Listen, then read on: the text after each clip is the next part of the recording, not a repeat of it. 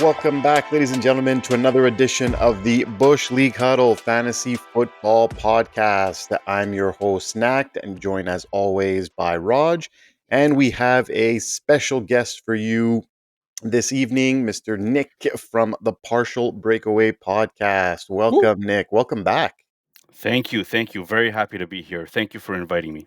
Absolutely. We're going to have some fun today.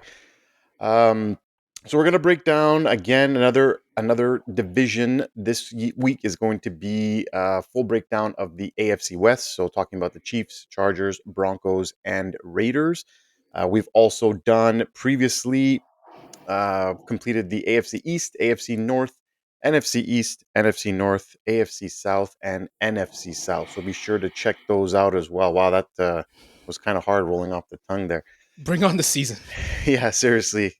I think what's funny is watching Good Morning Football this morning with Kyle Brandt. I don't know if you caught it, but they were talking about the Ravens and how you say you turn up the AC or turn down the AC.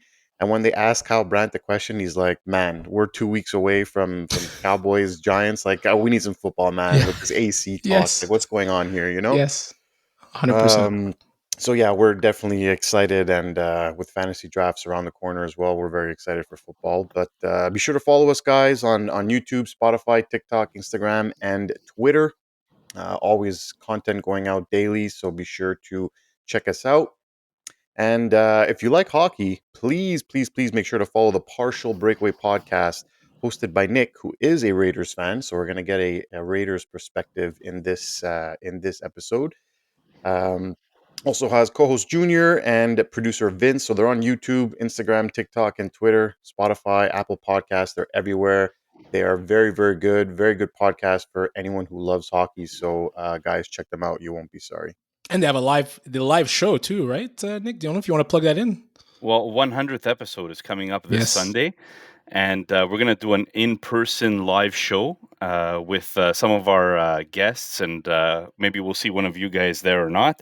I should be there. But I'm looking forward to it. I mean, we're celebrating really our listeners, people that have supported us during the first 100 episodes, and kind of giving back to the community a bit. 100%. That's amazing. And honestly, congrats, guys, on your guys. 100 episode. You guys are doing really, really well. So keep it up. And guys, check them out. Seriously, you're in for something.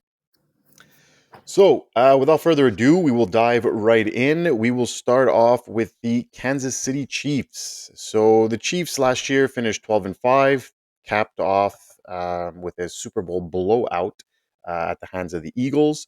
That was the third straight year they were there. Not sure they're going to be back for a fourth year, but never say never, as they still do have Patrick Mahomes. So, we will be talking about Patrick Mahomes. We'll be talking about, obviously, Travis Kelce. But noteworthy changes, actually, for the Chiefs in the offseason. They drafted offensive tackle Josh Simmons for LT, left tackle help. That's going to be a big boost to that line. That's one of the positions they were really missing. Drafted Jalen Royals, another speedster. We know what Patrick Mahomes did with Tyreek Hill, so that could be something to monitor. But they did lose Joe Thuney, so we'll see how that makeshift offensive line does this year. So we'll start off with Patrick Mahomes at the QB position. Obviously, he's the unquestioned QB1 in Kansas City.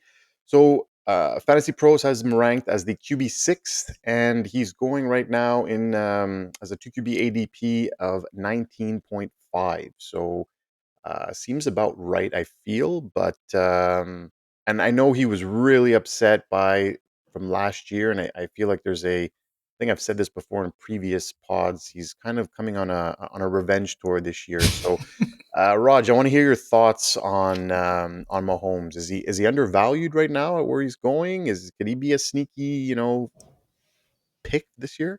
It's crazy to think that the best QB in the world can be a sneaky value pick, but Right? It seems like it can be that way. And one of the things that is bothering me about Mahomes and the Chiefs is the way they've been dinking and dunking over the past 2 or 3 years. So if you look at the average depth of target for Mahomes over the last call it 6 years. So in 2018, he was at 9.7 yards. 2019 and 2020, he was at 8.5. But since 2021 to 2024, it's went from 7.8, 7.9. Then the last 2 years, it's 6.8 and 6.1. Those are crazy, crazy numbers. And obviously, it coincides with the loss of Tyreek Hill. It coincides with maybe adding more pieces that are maybe slower, like DeAndre Hopkins and Juju Smith-Schuster. But I have to think that Andy Reid is going to go back to the well and realize that you have Patrick freaking Mahomes.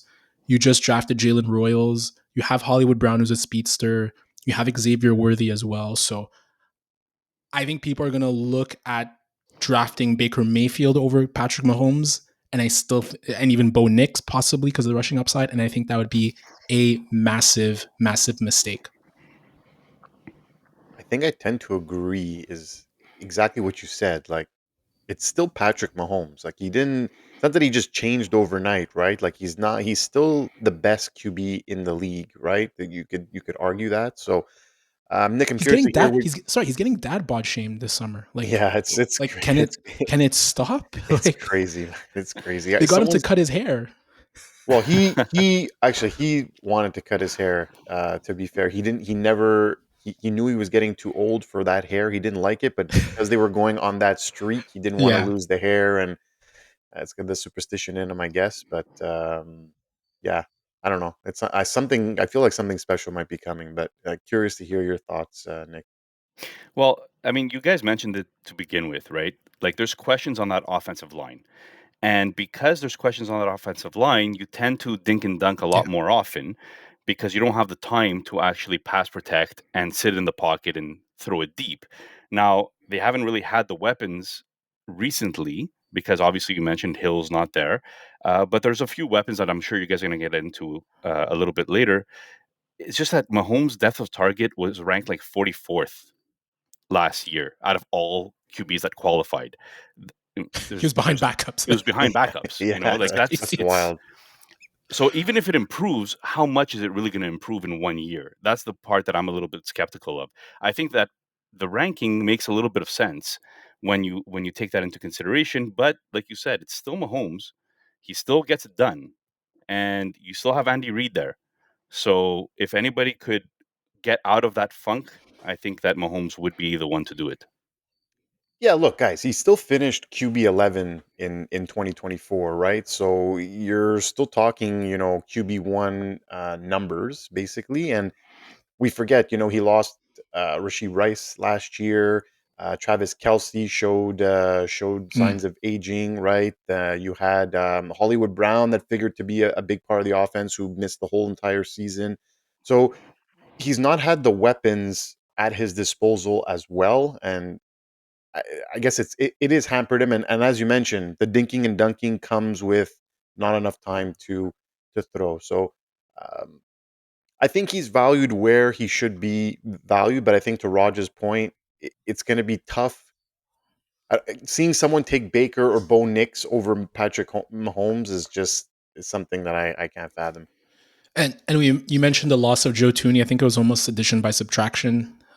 During the Super Bowl, the offensive line was decimated right Yeah. against that Eagles front, and I think Josh Simmons in a lot of mocks was like considered, one of the top 2 to 3 left tackles. So I we'll see. I think it's Nick said it very well. It's going to depend on the offensive line because Mahomes ran for his life a lot of times last year. He did. He did. If we move along to the running backs, we have Isaiah Pacheco, who last year obviously was hurt. I think it was week 1 or 2, missed a huge chunk of the season, and then when he came back, he definitely wasn't the same. And as Raj likes to say, he runs like he's wearing jeans. That's a good Uh, one. I'm going to wait for my Pacheco thoughts. no problem. So Fantasy Pros has him ranked as 26th, and current ADP is around 83. Right now, that's about running back 26. And then you have Kareem Hunt, who they re-signed, who was interesting. He had a nice chunk of the offense actually last year, and he could be that goal line kind of back that's going to be vulturing touchdowns. So I don't know, Nick. What do you see with this backfield? Is this something to kind of, are you trusting Pacheco with a healthy training camp and to bounce back? Well, it depends what you're asking for me to trust, because as an RB1 or RB2, I'm not very confident. Whereas an RB3, sure, absolutely. Flex play, I'd rather go wide receivers, my personal opinion, but that could be something that you look at here. I'm just not. I'm not confident in his play. I'm not confident in his speed. I'm not confident in his breakaway ability. Like, it just doesn't feel like a bell cow that's going to go out there and really break tackles and run for 100 yards a game. So I'm not very confident in the running game there in KC, and I don't think that's their strength necessarily.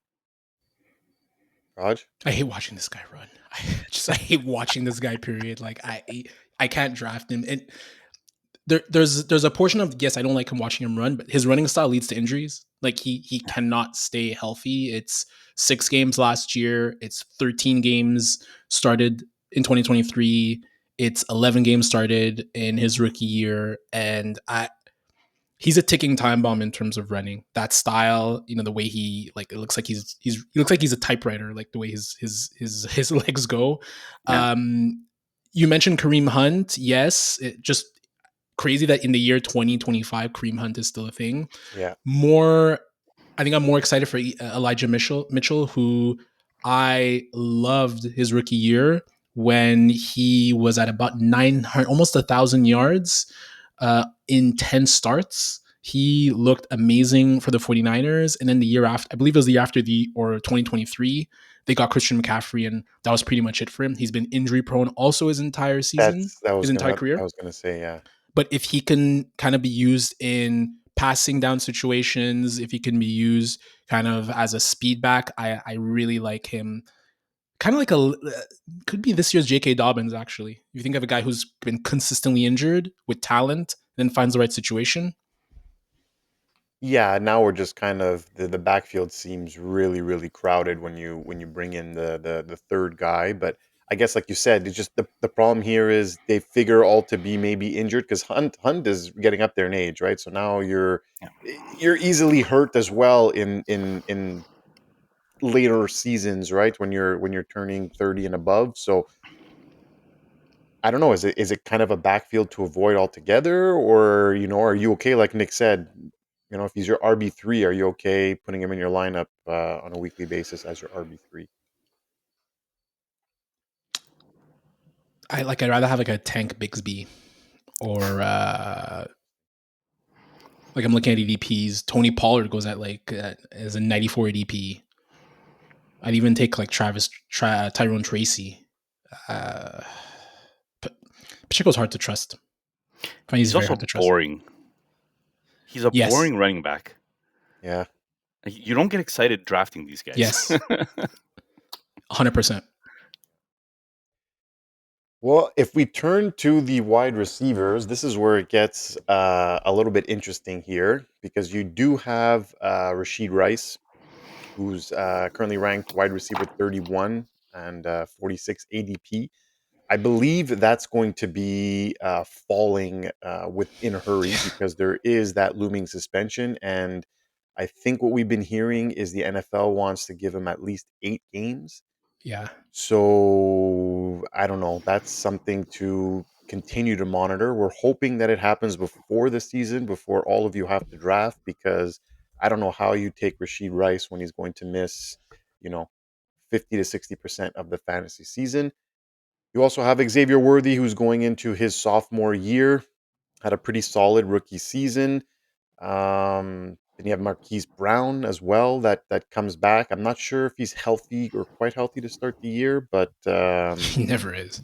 I know that Juju Smith-Schuster is Oh, still yeah. there, which is again not much of a sexy name, especially now. But I don't know, Raj. What do you make of this here? This whole like, who are you trusting? Who are you drafting?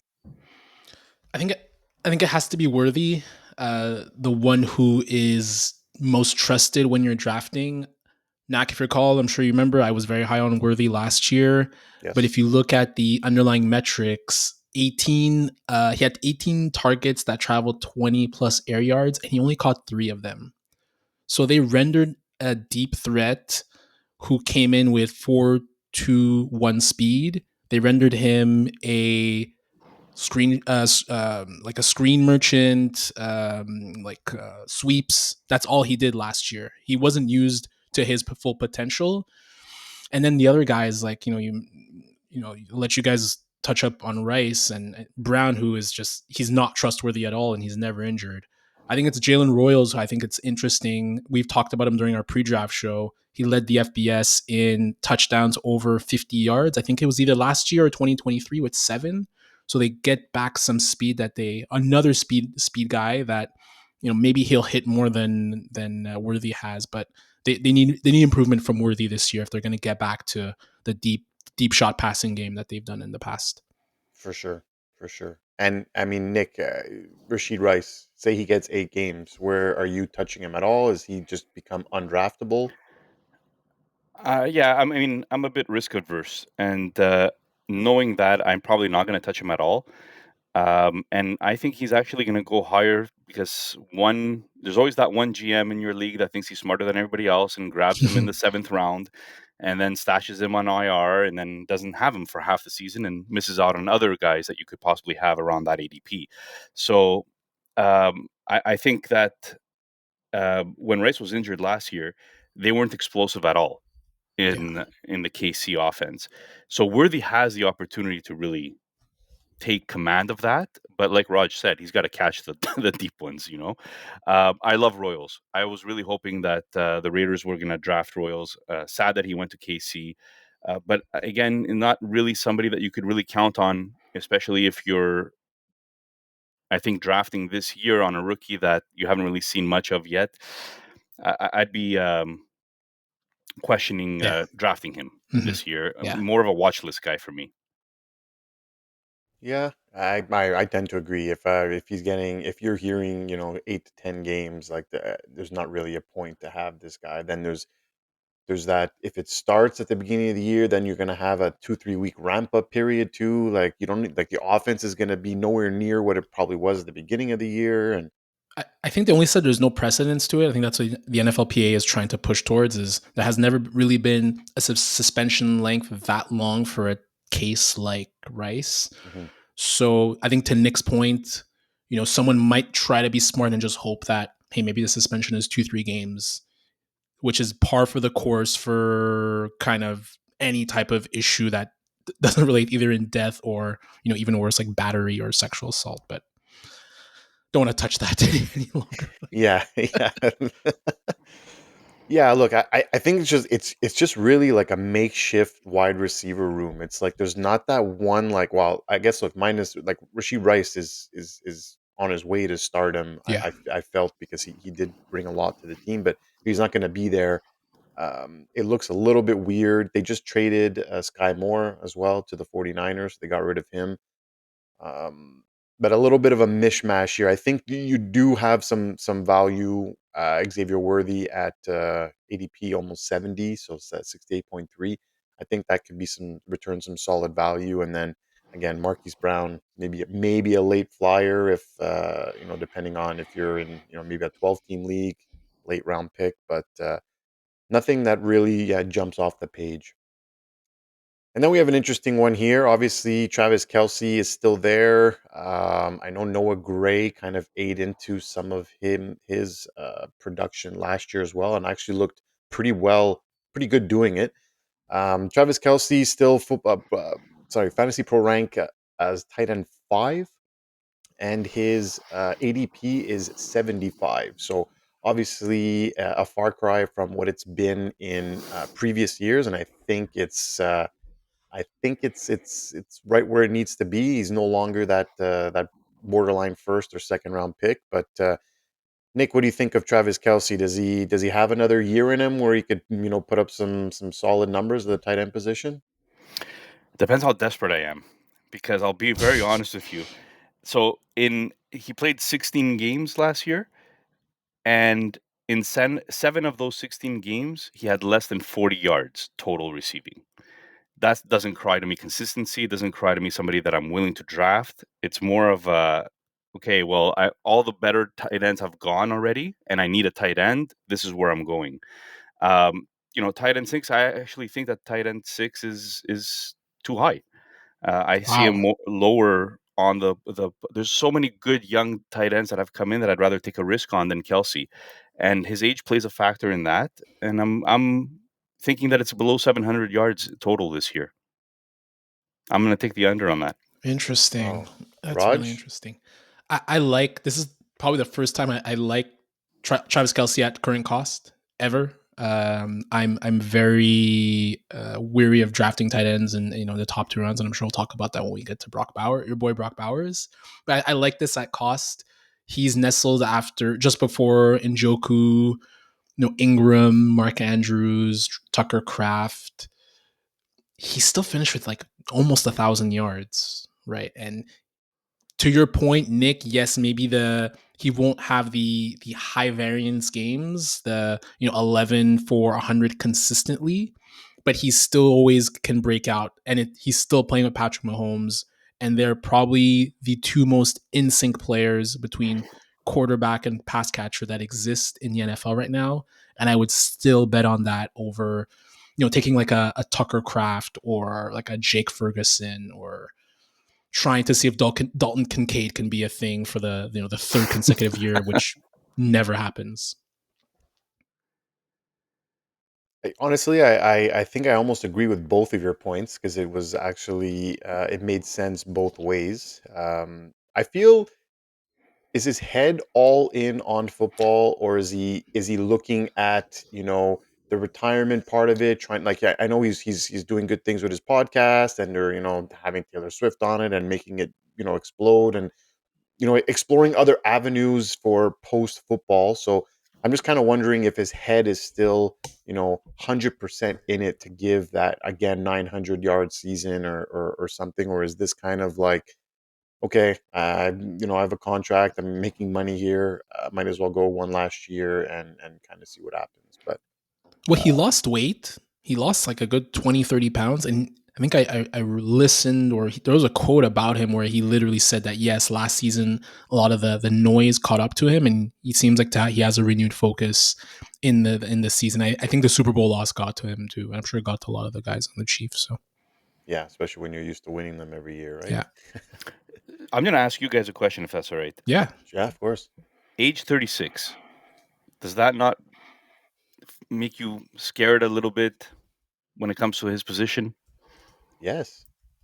No. And he does, like, he if, correct me if I'm wrong, he played 16 games last year, but I believe he's missed time with injuries each of the past few seasons, if I'm not mistaken. He had injuries, but I think he still played. Okay. But like I look at Tony Gonzalez's age 36 season, 93 catches, 930 yards. That was his 16th year in the league. Wow. So there's been proof of concept of guys, especially at that position, being able to prolong their careers. Maybe he's going to block less, but no, I would say it doesn't bother me that much, the fact that he's going to be 36. Okay. Good. It was a good point, though. Good question. We'll see what happens. Yeah. So that'll do it for the Kansas City Chiefs. We're going to keep it rolling and dive into the Los Angeles Chargers. So 2024 was Herbert had a pretty solid season. I know there was some injuries that he had to deal with, and that awful playoff performance. That was, I feel like I've never seen him play a game like that before, like where it was really like meltdown central. Yeah. Lad McConkey came in, broke some team records. He looked really, really good, especially as a kind of PPR monster in fantasy football. And some noteworthy changes to kind of talk about. They drafted Omarion Hampton this year to pair him with signing of Najee Harris. They also added Oronde Gaston the second. Did I say that right? Gats, yeah, yes, his dad. I actually remember his dad from the Dolphins around the early 2000s. He's a wide receiver with the Dolphins. Interesting. They did lose. A huge loss is Rashawn Slater, Yeah. who's going to miss the season. That offensive line was going to look really, really good, and this one kind of now puts a hole into it. They're going to be switching. Who's the other one that they had Joe drafted Alt. last year? Joe Alt. He's going to be moving to the right side, I believe. They're saying so. That's going to be something to monitor. And they did draft Trey Harris, speedster, in the second round. So he looked pretty good in some preseason action and Yeah. some training camp that I've seen. So I'm actually kind of excited to see what he does in some in game. And actually, they re-added um, Keenan Allen back to the team Yes. after they signed Mike Williams, but he decided that he no longer is good at football and decided to retire. He finally figured it out himself. So kudos to Mike Williams. But we'll start at the QB position and Justin Herbert. So Fantasy Pros rank of QB 13 and 2 QB ADP of 42.4. So they did draft a running back. They did sign another running back. I know Harbaugh is known for running the ball. Raj, I know you're a big, you're really high on Justin Herbert, but what do you see for this upcoming season? So QB it's 13 too high, too low? so it's interesting. There's always a misnomer about Justin Herbert and Harbaugh, especially Harbaugh, that they're a run first team. But look, I get that they're running quarterbacks, but Herbert had more pass attempts than Josh Allen, Jaden Daniels, and Lamar Jackson last year. And he dealt with a lot of injuries. There was a plantar fasciitis. There was the thumb injury. I think it was basically a broken thumb. And he still was able to be basically post QB 14 numbers. He's 2 years shy of basically a QB3 year where he was pretty much at 5,000 passing yards, 37 TDs. Ladd McConkey is ascending. They added some weapons to him to that. And I think as long as he just doesn't, I felt he played too safe last year. Three INTs, except for the playoff game, but 3 INTs. They weren't pushing the ball downfield enough. Didn't feel like he used his legs enough either because he's a very athletic guy. So I think where he's at now, I think a lot of people, similar to Mahomes, a lot of people are going to overlook Herbert and go for Baker Mayfield and Bo Nix. I would much rather have Justin Herbert because I know there's proof of him being a top 3 QB, and from a talent wise, he's pretty much already there. So I like him, and I'm not necessarily afraid of the quote unquote run first offense. Interesting. I think he could really stretch the ball. He could stretch the field. He throws it deep. You have more weapons now with Trey Harris there. Um, Ladd McConkey's the only real receiving star that I could really see. But you know, Herbert, the offensive line again, like you mentioned, it's a little bit scary that they lost Slater.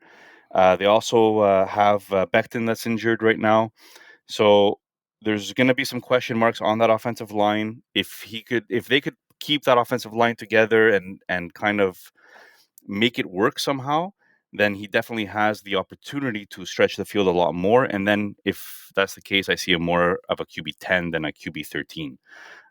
Like I would take him over guys like Justin Fields, for example, even though there's a running upside to Justin Fields. Um, so Agreed. that's I really like. Again, this whole division has such good QB play, and he's going to get his opportunities for sure to put up some numbers this year if he stays healthy. Yeah, I agree. I think that last like late year collapse probably has some people like left a sour taste in some people's mouths. And Herbert, he's on a downhill trajectory. But I think Rod, you said it right. Similar to Mahomes, people are just gonna. This is one of the guys that people are gonna overlook that can easily, or that can not surprisingly pop into that top 10 in fantasy. Fantasy points by the end of the season. So I definitely agree. Now it gets a little bit more challenging as well. You have the running back situation. So they did sign Najee Harris coming off 4 straight 1,000-yard seasons in Pittsburgh. Mainly operated as the main back there, but they did switch out every once in a while. So he's kind of known to these kind of committee backfields a little bit.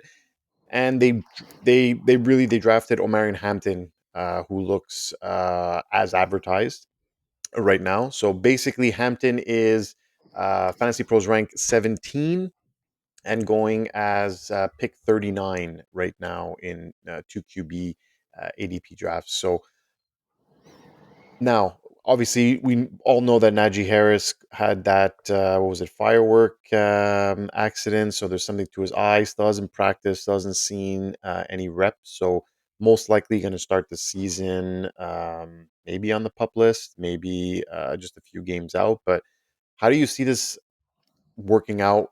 And are you okay drafting Omarion Hampton with a top 40 pick this year? I'm scared. I'm scared not because of the talent, because Hampton has the talent, absolutely. But if Najee comes in and they're sharing the backfield, how many goal line touches does Najee get over Hampton and vice versa? It's very hard to predict how that's going to play out on the backfield. And when there's so much variation that could happen, very difficult to drop a top 40 pick, like you mentioned, on one of these two guys. Well, definitely not Najee, but Hampton.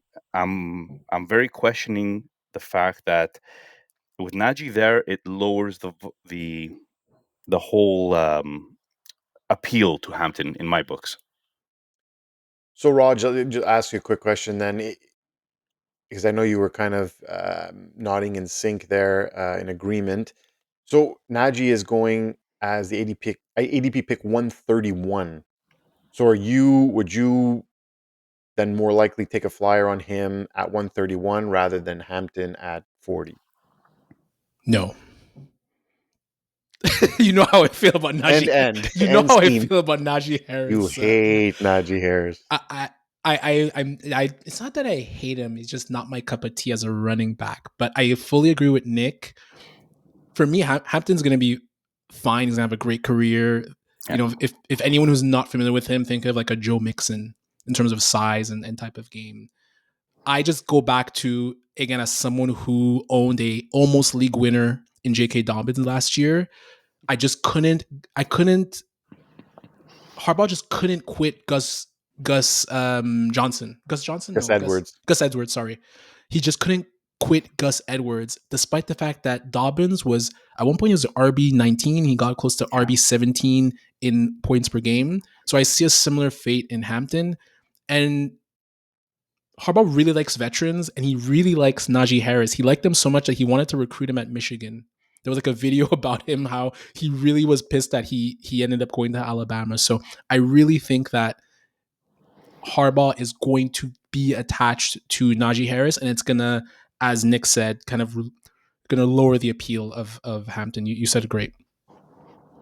Yeah, I think when Najee is fully healthy, this becomes a full-blown committee backfield. I don't think there's going to be one that's going to get more than the other. And if it is, it's going to look more of like a 60-40 split or 55-45 type of split. And Nacc, I mean, you're very familiar with Harris. Like, he was pretty good in pass protection. He was fantastic as a pass catcher, which is when Herbert was at his best. He had Eckler catching like almost 100 balls. And I think Najee had like an 80 catch season, no? So his rookie season is where he caught the most, and then it drastically went downhill. They used him more as a runner, and they weren't really passing him the ball. But yeah, I think that was the appeal when Harbaugh did sign him, is the appeal of how he could catch out of the backfield. And that's where my head goes is, maybe that's where I'll take a shot at him at pick 131 just because of that PPR upside, especially in PPR leagues. But definitely something to monitor. Now we move ahead to the wide receiver group. So we've mentioned Lab McConkey's name a few times already. Wide receiver 11 and ADP of 26.8. a massive, massive rookie season.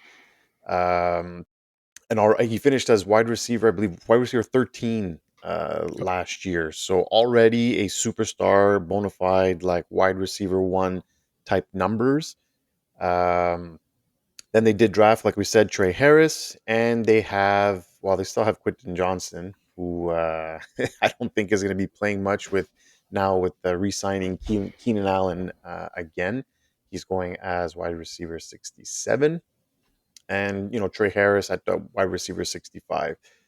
So, Nick, besides obviously Lad McConkey, is there anyone else are you taking a shot on? Would you rather grab Keenan Allen at the wide receiver 67, or do we try to grab Trey Harris?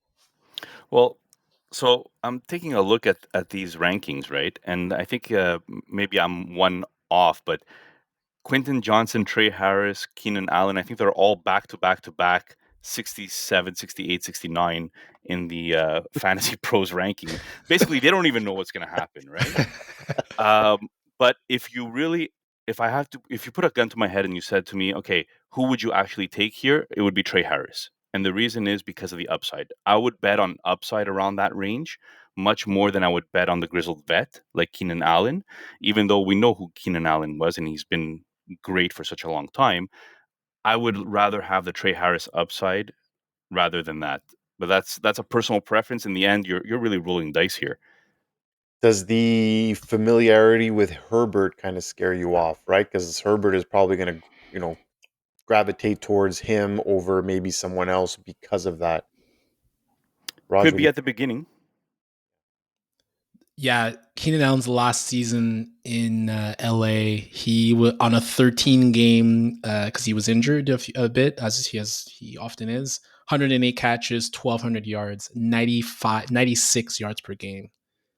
Fantastic last season with LA. So I'm happy he's back there. I feel like he's a I just think of him as a Charger. But I'm actually very weary of Lad McConkey personally because of the slot Ooh. factor. McConkey is a pretty much 70% slot guy.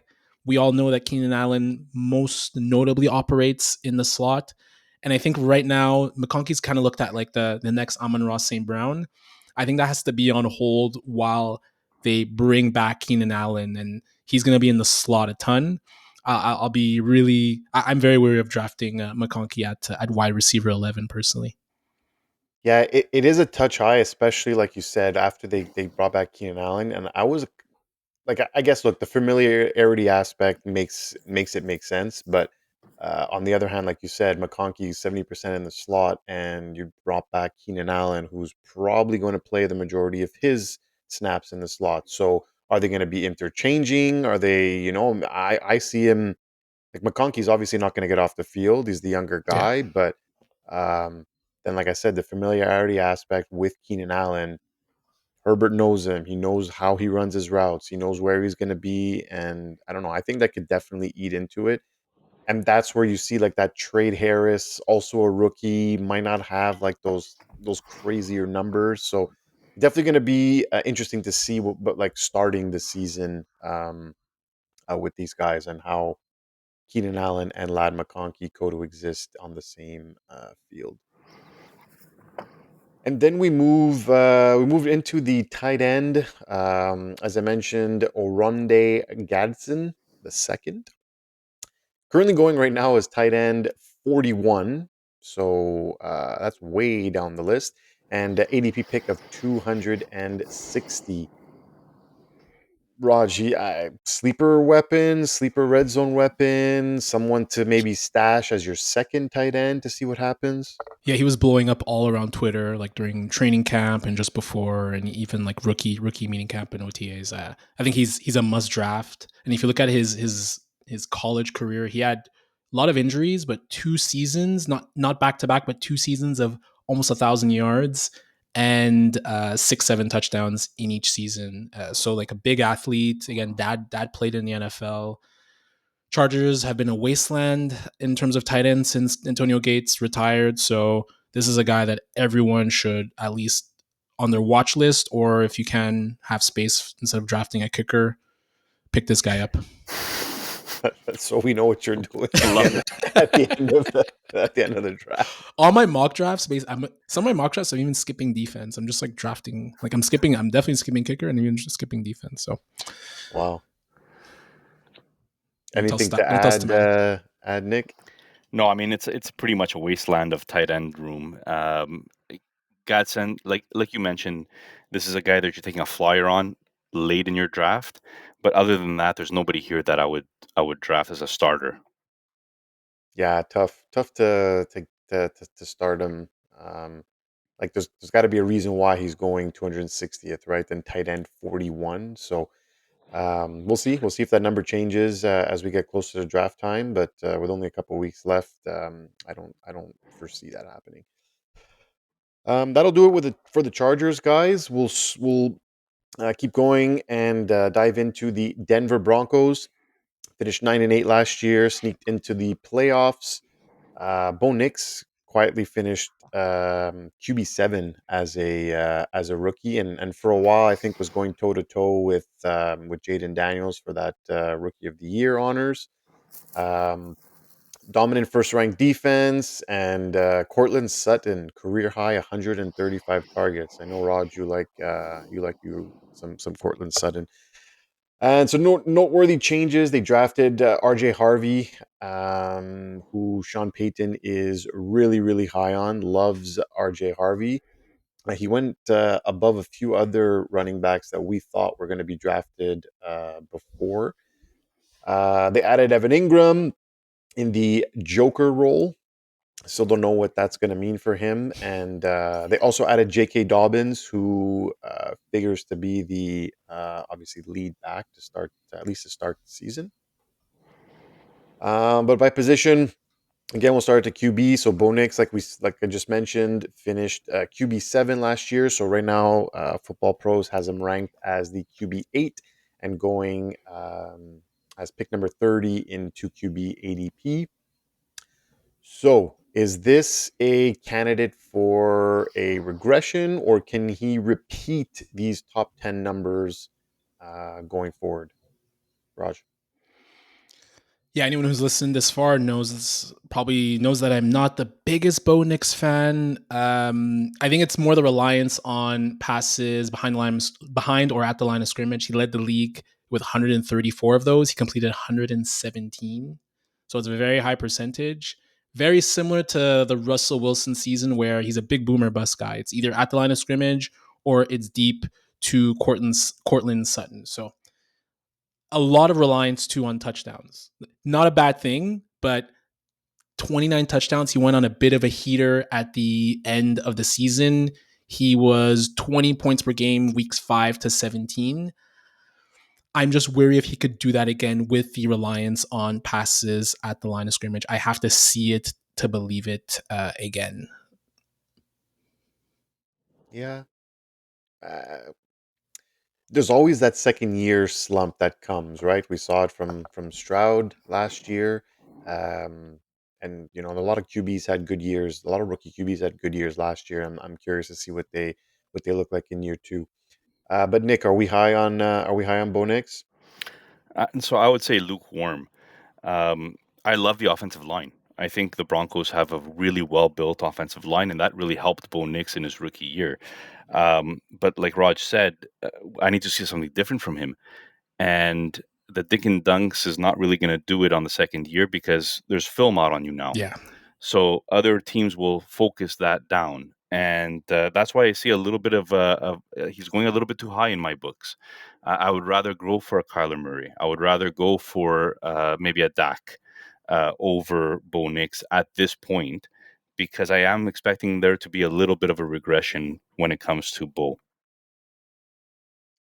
Yeah, I agree. And like we said, we mentioned it before. It's crazy to think these guys are being drafted before like a Patrick Mahomes. Like how in their second year after, like you said, I'm always the advocate of that. Of Yeah.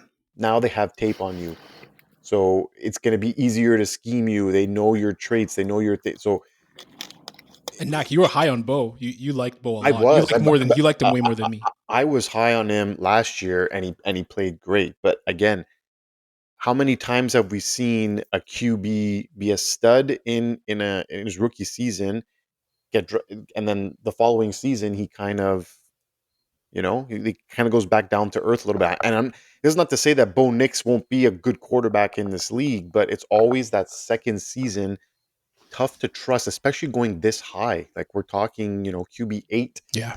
Yeah. I don't know. I'd be weary to go that high. And to your point, Nick, I do like Dak Prescott this year as well if he can stay healthy. And yeah, I don't know. It'd be one of those guys where it's like, okay, well, it's coming to me. I'm not going to take Bo Nix. I'll take a positional player and try to get another QB after that. Eight, I eight, agree. eight ranks higher than Jared Goff. Like almost 10 ranks higher than CJ Stroud. Like those are But that's good values who, but that's what yes, I'm like Stroud saying. had an off year, but I think he's a candidate for positive bounce back for sure. Yes. Like it's QB8 is wild to me. Yeah, especially in your Yeah. sophomore year, man. It's great. Yeah. Well, look, Jaden Daniels, we spoke about him too, going as top 2 or 3 QB in his second year. So um, we'll move on to the running backs. So we mentioned they did sign J.K. Dobbins, who had a great year last year with the Chargers. I'm sorry, I blanked for a second there. I apologize to everybody. With the Chargers. And they did draft, as I mentioned, R.J. Harvey, who Sean Payton likes. He's going as running back 21 right now, ADP of 67, whereas J.K. Dobbins is actually going later, RB 37 at pick 138. Hmm. Is this like kind of a trick here as what we're looking at? Like, are we, because I know I'm pretty sure they mentioned that J.K. Dobbins was going to be the starter. So am I missing something here, Nick? Is it really like, are we just going to go with Harvey that high, or should we, sneak a late, pick 138 for J.K. Dobbins? Well, I think this is one of those like hype things. You know, when in the off season you're starting to see a lot of hype going around, and people are posting, "Oh, he didn't get tackled, and look how fast he is, and look at all of this." Like, I like RJ Harvey. Don't get me wrong, guys, but 22 is freaking high. RB 22 is very very high, especially when you have an almost league winner like last year, J.K. Rogers League Dobbins, winner. right? He's there. So this Yes. this brings me back to the same thing as we talked about with the Chargers, where now you have a committee going on, and if who's going to be the one that at the goal line, who's going to be the one that gets the majority of snaps, is it going to be 50-50? Like I think that there's question marks here, and when you're drafting your RBs like RB 22, it's a bit risky. Raj, Trivia time. Who was the last Broncos 1,000-yard rusher? did Javonte Williams do it in his rookie No, year? I was about to say no, not even. Javante. No, it was Philip Lindsay in 2019. Wow. So Philip Wow. Lindsay. I think Melvin Gordon came after that experience didn't work. Obviously, the Javonte Williams experience didn't work at all. The Audric Estime experience is already finished. So it doesn't give me amazing amount of confidence in Harvey. And look, even Dobbins, to be quite frank, as much as I like both of them, especially Harvey, I think he's going to have a good career. Yeah. But if we recall, Sean Payton is the coach of the Broncos. And what has Sean Payton typically done with his backfield? It's been committee backs, whether it's Deuce McAllister and Reggie Bush and Pierre Thomas and Alvin Kamara and Ingram. He did it last year. He's gonna do it again. I like Dobbins to get the first crack at it, but afterwards, it's who knows whose job it is. Yeah, look, I definitely tend to agree with both of you. If I have to go after one, I'd much rather go and grab J.K. Dobbins as a late flyer rather than, you know, top 20 running back in AJ Harvey, RJ Harvey. You're talking RB2 on your team every week. Yeah, Like that seems like a stretch for a rookie, like you said, especially playing for a coach that loves committee backfields, and that's not changing anytime soon. So, yeah, I would say buyer beware RJ Harvey train, at least for this season.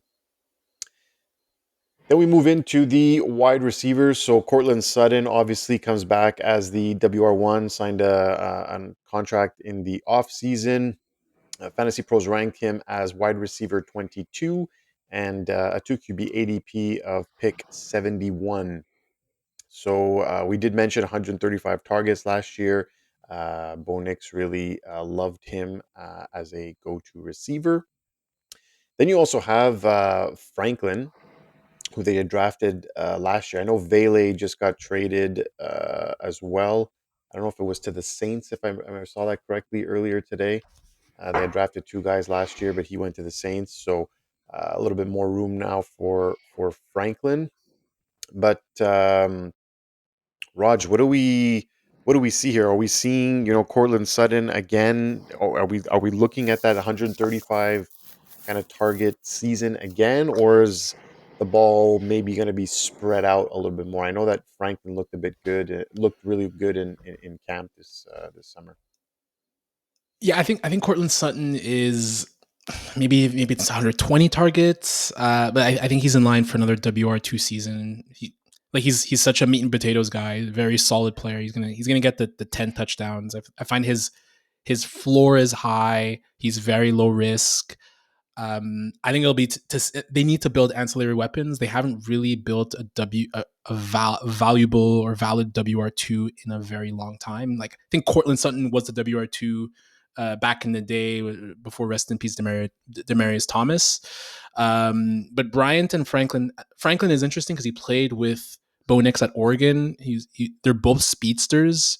Both had really solid college careers. So I think one of them has to come out of it. And there's still Marvin Mims, who he had a really good game. I think it was a game against Cincinnati. He had that crazy catch. He looked really good there. So I think this core is they're understated a bit. They're a bit underrated. But I'm in a lot of mocks. I'm picking Cortland Sutton in as my WR3, and he's like the best type of WR3 because he's the clear WR1 on the team, unquestioned. Yeah, and I feel like he goes a little bit under the radar, right? Like it's not Always. really like you said, meat and potatoes guy. So it's not like the sexiest name out there, but he gets it done. You got to scroll down, like literally, like you have to his ADP and his ranking.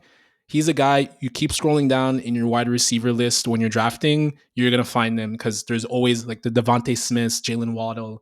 Somehow those guys are going before him, and I think that's a mistake. Yeah, I definitely agree. Nick, what do you think about this wide receiver room? That's exactly what Raj said. Like, I really don't have much to add. Sutton is the number one guy there. He's the only person that I would really go after in my drafts, and I would probably be comfortable having him as my WR2 for the whole season. If I get him as my flex or my WR3, even better. But um, like, I would overdraft him. I would draft him higher than WR22 at this point. The other guys, Mims maybe as a little bit later on, uh, but nothing really to add on those guys.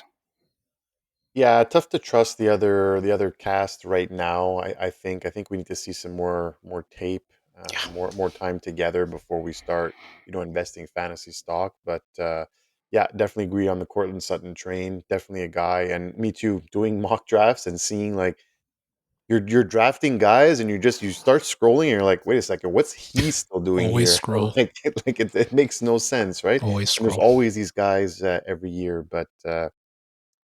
And then we have at tight end the Joker, Evan Ingram, going currently as tight end 8 and ADP of 96. So pretty steady PPR guy. Obviously, he carries the baggage of injuries with him everywhere he goes. It's unfortunate, big bodied guy. But Nick, any are you comfortable going top 10 for Ingram, or is the Joker role kind of maybe setting you off?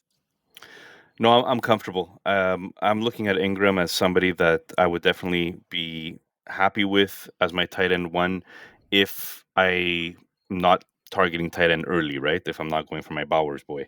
But but I would be comfortable leaving a draft with Ingram there and still feel that he has a lot to give. Um, I kind of feel like Bo Nix could really use him, and especially with Sutton being the only other guy that you're really comfortable with in that wide receiver room, they needed a good tight end, and I feel like they got one here. So I'm very happy with him at tight end 8. I think he's properly ranked. So I fully agree with Nick. And if you go back to Evan Ingram's 2023 season, he finished as tight end 6, 114 catches, only 963 yards and 4 touchdowns. So the Joker role, basically, what it means is he'll line up at wide receiver, at inline tight end, at slot, fullback, H back. It's perfect for what Ingram does because he can't block for BALLS, for lack of a better term. So if actually I were to have a devil's advocate argument on Sutton, is the fact that Ingram is so perfect for Bo Nix's short passing game that he may actually eat into that aspect. So I think Ingram is a perfect fit for Bo Nix and obviously Sean Payton. Yeah, for Sean Payton, he loves those type. Was he around New Orleans with Taysom Hill? Yeah. Oh yeah. He was for a bit, right? Yeah. I And mean, Jimmy so Graham, obviously, that and was Jimmy Graham, the yeah, initial Joker role. yeah, exactly. Jimmy Graham was the for sure the OG on that. Yeah. Yeah, no, I think I agree with both of you. I like Evan Ingram. It's just let's hope he can stay healthy for all 17 games. Yeah. That wraps up the Broncos. So we will dive into now Nick's Las Vegas Raiders. So 2024 recap quickly. They were 7-10, so another losing season. Max Crosby again, very very dominant. Could have been one of the defensive players of the year. Some of the worst QB play in the NFL, we must say, and I think we said it at the beginning of last year. That Yeah. team was literally a QB away from competing, and then what was it? It was Gardner Minshew and Aiden who's the other O'Connell. one? Aiden O'Connell. Yeah, you can't even remember the names. That's how bad it was. AOC. But I the remember them. only yeah, for sure, for sure. But the one lone bright spot was a rookie of the name of Brock Bowers, who really, really jumped off the page in his rookie season. And Raj was vindicated by Zamir White. Wow, he was going high last year in drafts. Man, that was horrible. But no longer there, so you no longer have to worry about that. Some noteworthy changes. Pete Carroll era begins, so that's going to be very very interesting. Probably figure to run a lot more. Chip Kelly as OC from OSU, that is going to be very interesting. I'm really excited to see that. They signed Geno Smith, so finally some kind of capable quarterback out there. Definitely the best one they've had in many, many years. So excited to see that. They also drafted Ashton. Why do I always mispronounce Ashton Jeanty for? It's just the easiest name, and I always mispronounce it for some reason. But they drafted Jeanty in the first round. So Bowers obviously won Rookie of the Year. So I don't remember if ever has a team won back-to-back Rookie of the Years. Actually, he came in second place to Jaden Daniels Yeah, It's for true. Rookie Jaden of the Daniels. Years. That's that's true. true. Daniels won. I Oh my assumed god. actually Oh my assumed too god. that just Bowers won. Yeah, you're He's Yeah. right. just so It's true. so He good. came in second. Okay, so then Jeanty has a chance to pay me maybe win. And then they drafted also Jack Beck, who really like um, in the second round, and the wide receiver room looks kind of okay this year. Looks a little bit better with Beck added to the fold. So we'll dive right into the QB as we mentioned. Geno Smith, Fantasy Pros ranked 25, 2QB ADP of 112. So he's kind of your steady Eddie QB2. Now goes into a new offense. I'll give you the first word on this, Nick, since it's your Raiders. How are you feeling about Geno Smith? How much time do we have? We got to wrap it up. Gotta wrap it up. All right. So, best QB that we've had since 2012, Derek Carr. Holy smokes. Probably one of the best deep passers in the league, at least in the last 3 years. His ability to command an offense with a creative play caller, like you just mentioned, um, whose name escapes me. Chip I don't Kelly, know why. Chip Kelly, Chip thank you. Kelly. I keep forgetting his name. So because Chip he was so Kelly, bad in the NFL. oh, he was so bad as a head Yeah, coach, oh but my thank God god. he's an offensive coordinator now, so we don't have to worry about head coaching stuff. Chip Kelly, Geno Smith, like this is probably the best offensive line that Geno Smith has played behind, which is not saying much because the Seattle The Seattle Seahawks had the worst offensive line last year, and the Raiders would be maybe mediocre at best, maybe a little bit below average even, but that's still a huge improvement from what Geno Smith has ever had.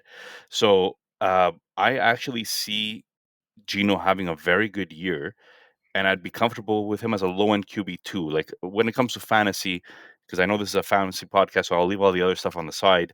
Um, I'm comfortable with him as a QB two, low end QB two for this year.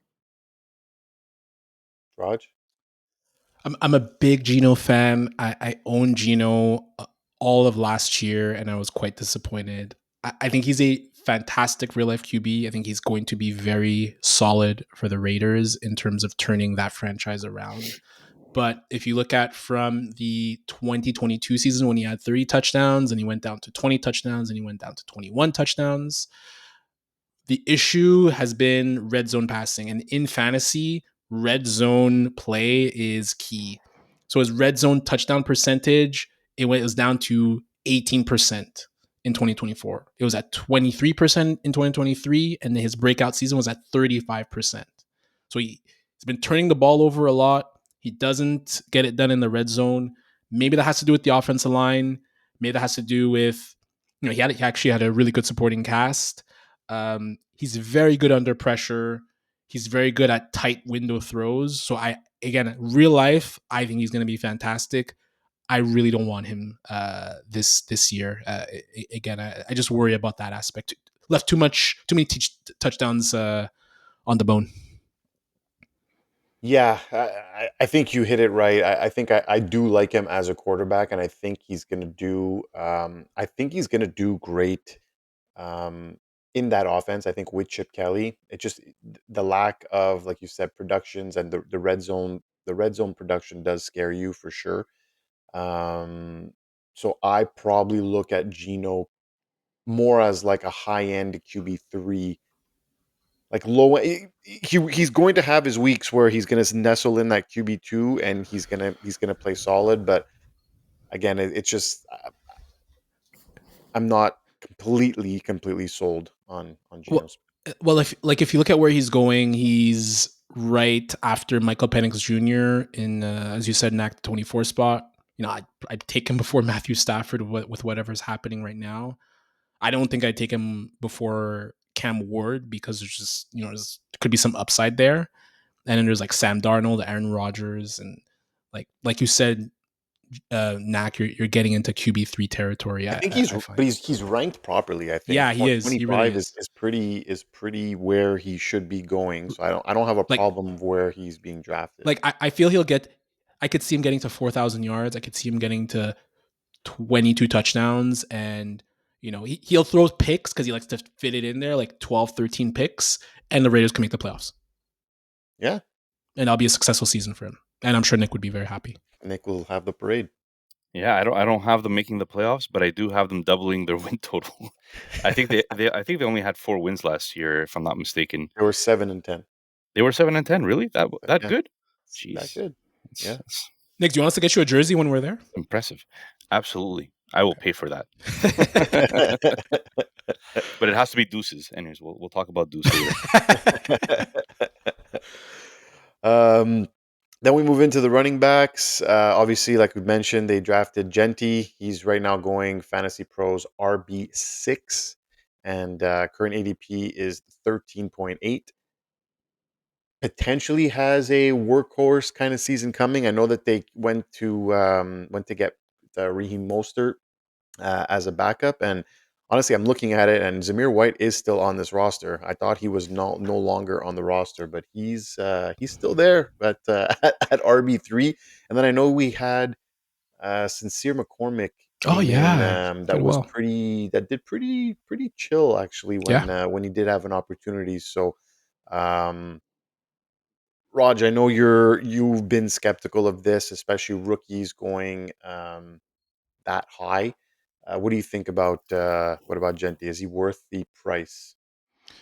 not for me. There's no chance where I'm drafting. Let's say if we reference Bush League, that he's back at the turn. I think he's going to go in the first round. The thing is, it's just personal preference. But like if you look at past history, guys like Zeke Elliott, Saquon Barkley, they had ADPs of sixth, seventh in the first round, and they Clyde finished Edwards-Helaire. Clyde was a so Barkley and Elliott, they were first round ADPs and they finished RB2 and RB3 respectively. But then you have the flip side exactly, Nacc, of Edwards Hilaire, who was RB9 and finished as RB22, right? Like Najee Harris actually flip side where he had a lower ADP and actually finished high. So generally I think for running backs who fit the bill and are very talented like Jeanty, I think there's a good chance he can make up for that ADP. But I worry about the running O line, the run blocking O line aspect. It was a rough go at it last year, Nick, and I'm curious to hear your thoughts. And I also think that to to to to match that ADP, you have to be able to catch a lot of passes. And then with targets like Myers, Bowers, Beck, Mayer, those are guys who like it in the short intermediate. Will Geno favor them, or will they check it down to Jeanty? So he might lose opportunities in the pass catching game, which would boost up his value typically. Yeah, curious to hear your thoughts, Nick. Yeah, I'm not happy at RB5 or 6 that he's projected at right now. You want higher? No, although, no. Look, fandom aside, I'm risk adverse, like I mentioned before. I think it's too risky. You could lose your fantasy league if you miss draft in the first round. You If you miss draft later on, you could kind of recover. But that first round pick is so important for a fantasy league that I wouldn't risk it necessarily on a rookie. Even though I think Jeanty is uber talented and he will end up eventually becoming an RB1 in fantasy as well, I'm not so sure it's going to be in the first year. So if he's going to be an RB2, if I could take him late first round, sure, but I'm pretty sure somebody else is going to end up getting him before me. When it comes to Rod, you mentioned the O line last year. I think you could pretty much take that whole O line experience and throw it out the window, because if you're looking at those numbers, don't forget Minshew was throwing the ball. Nobody was scared of Minshew. They would stack the box against us. AOC is throwing the ball. This guy can't move. He literally has two cement legs. He's a pocket. He's in the pocket. He has no pocket presence, and he can't get out of the pocket if his life depended on it. So the O line was stuck. Your O line's performance is so tied in with who your QB is that I think it makes a very big difference having Geno there now as opposed to what they had last year. So I think Chip Kelly is really going to bring the most out of Jeanty, but I'm still not taking him as RB5. I'm curious, would you guys take Jeanty or Derrick Henry? PPR. Derrick Henry, Derrick Henry. Jeanty or CMC? CMC. Same. Okay. I agree on Again, both fronts. it's just tough to trust a rookie, man. Like I know there's been rumors of like he's not going to be the workhorse, and he's going to split time, and they're going to they don't want to just throw him out there. I know he had a couple of he had a rough showing his first preseason game. Second preseason game was better. Uh, Look, we'll see, but I'm not the guy who's going to be taking the risk that high because, as you mentioned, Nick, in fantasy football, you have to hit on your first and second round picks. You have no choice, and if you miss on one of those two picks, like you're starting behind the eight ball. So definitely going to be a good player. I'm definitely excited to watch him, and we will be watching him live as well. So very excited for that, and I'm hoping he has a good season. But it's definitely not going to be the risk I want to take at RB6. I will move along to the wide receivers. So Jakobi Meyers, one of my favorite players. The guy who's the least talked about, probably wide receiver in the league. So underrated, but I find such a good wide receiver. Right now, you have Fantasy Pros ranking him as wide receiver 39 and going as a ADP 102. It's crazy. Still don't understand 40. That doesn't make sense there. Career highs last year: 1,000 yards, 129 targets, 87 catches, and finished as WR19. Why is he going double that? with Minshew. Yeah, with Minshew and AOC, like we AOC. just said this, right? Like, why is he? This is going to be another wide receiver, guys, where you're going to be scrolling down your list and you're Yeah. going to be like, why is the WR1 on this team not taken yet? They did draft Jack Beck. He's going as wide receiver 63. Trey Tucker still there. Dante Thornton kind of both flashing at camp and can have kind of potential roles on the team as well. But Raj, is this wide receiver group to jump on, especially Jakobi Meyers at wide receiver 39? Myers is great. He's fantastic. I still can't believe the Patriots let him go. I think the only issue maybe people have with him is just the lack of touchdowns. Not like a huge touchdown. I mean, he had 8 the in 2023, but only 4 last year. There's not much more that could be said about him. I think he's going to be very, very good again with Geno. And I'm curious, Nick, your thoughts about Tucker. I feel like he flashes a little bit here and there. And then and then Beck or Besh? Is it Beck? Is it Beck? I think it's I- Beck. Let's call him Beck. He has a similar type of game as Myers, and they did take him in I believe it was the second round. Second round. Look, I'm not the biggest fan of saying, oh, just because you're drafted at a certain draft class that it automatically means that we're just handing you reps, right? Like I think for some players, like a Matthew Golden, it's the case, but not necessarily Beck. But I'm curious, Nick, your thoughts on like the ancillary pieces after Myers actually. So Myers and Beck are pretty much the same player, like you mentioned. Beck is a little bit more physical. Myers is a little bit more faster. Both of them had 0 drops. Like they do not drop the ball whatsoever. The only thing that scares me a little bit with Myers is his contract situation right now. Myers has no guarantees on his contract this year, and he's not very happy with that. He wants a new contract from the team. It's something to keep an eye out. It doesn't mean necessarily that he's not going to have a good year, but it is something to keep an eye on. But Beck and Myers are pretty much playing the same role. So I don't see Beck having much of a season this year. I think this is a building year for him, where Myers is going to be playing that slot role pretty much. Trey Tucker has a 4.31 speed. This guy is uber fast. He's only 5'8", I think. He's a tiny wide receiver, but knowing that Geno is the type of person that likes to air it out, very good at deep throws, Tucker definitely has an opportunity here to be one of those deep threats. I just don't know how consistently he'll be able to do that. Deontay Thornton Jr. is literally a one-trick pony. He's a gigantic man who runs a 4.3. And he basically is going to be the other deep threat on this team. So, but he can only run in a straight line. So he'll be the X basically. He'll just play X receiver. Yeah. And he's big enough that he could win those contested catches. Whereas Trey Tucker is really going to beat people on route running and speed. So just a little bit different to look at. I am expecting Myers to eat a lot this year.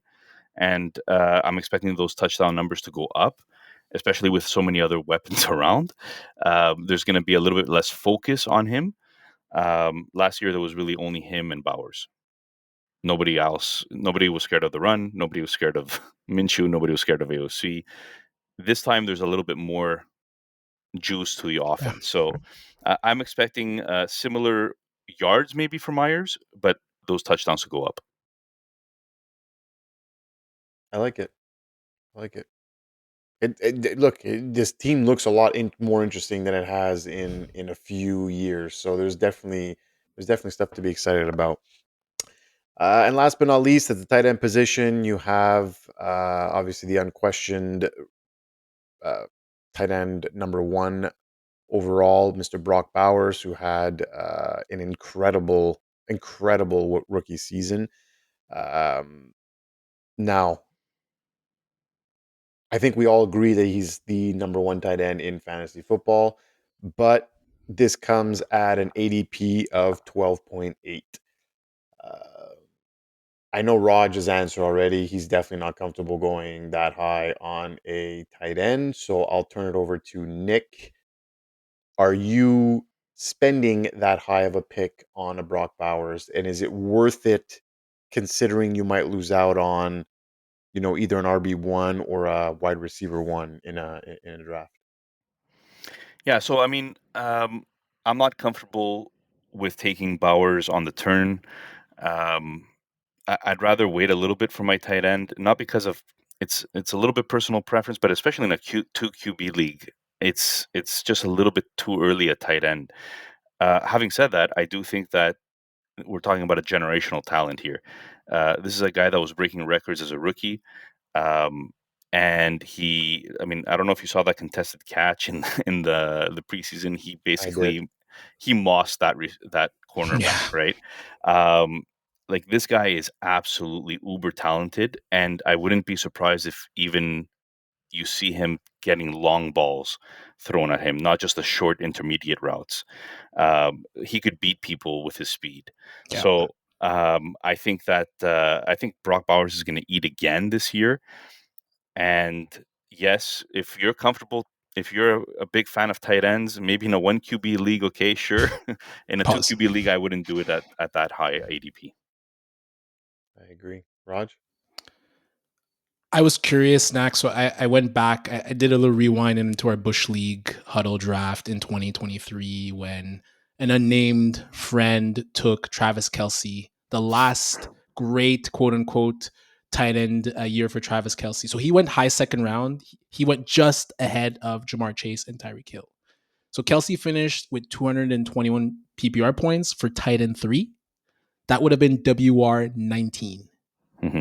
Chase ended up as the WR11 with 263 points. But right after Chase, Tyreek was WR2 at 378.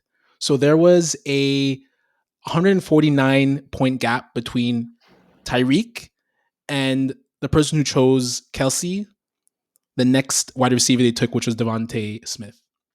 And then if you look at Kelce and kind of like a replacement level tight end in Jake Ferguson as an example, there was a 50-point gap. That is why it is very dangerous to take tight ends early, unless the only way is unless you get a Gronk type season. Oh yeah, well exactly. Like your tight end has got to hit and hit well. But again, imagine in a two QB league, you take in the first round you take a quarterback, and then in the second round you take Brock Bowers.